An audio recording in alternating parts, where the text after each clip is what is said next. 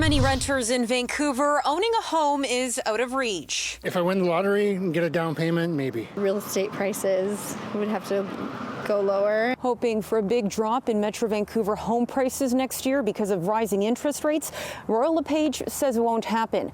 In a 2023 market survey forecast released Tuesday, the real estate company predicts single-family detached home prices will drop just 2.5% in the region compared to this year, while condos will actually rise 1%. We do expect perhaps maybe one or two small interest rate hikes in the first part of next year, but we do expect that to be about the most of it.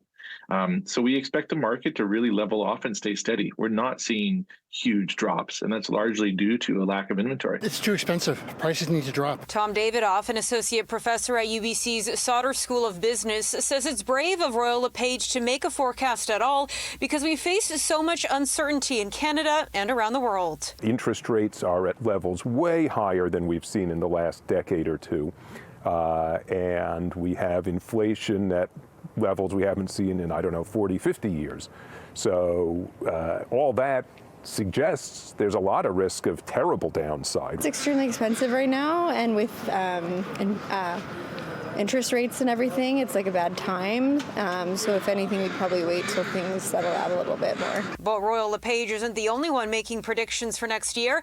The BC Real Estate Association says it believes home prices will drop about 5% in Vancouver by the end of 2023 compared to the end of this year. Sales activity is going to be pretty flat. Inventory is going to be up a bit. Usually that means a little bit of downward pressure on prices, but most of what we're going to see is flat prices. I don't really see the rental, the real estate market is something worthwhile getting into right now. Davidoff says ultimately what will happen next year depends on interest rates and the overall state of the economy. If inflation gets beaten more quickly than people anticipate, and we have just had a good sign, maybe central banks start cutting interest rates inside the year, and that could lead to an increase in prices. For those buyers who are just waiting to sit on the sidelines, waiting for the prices to drop 30%, and we hear from those people all the time, the reality is that is not happening, and we see no reason why it would happen. In Vancouver, Monica Gould, City News.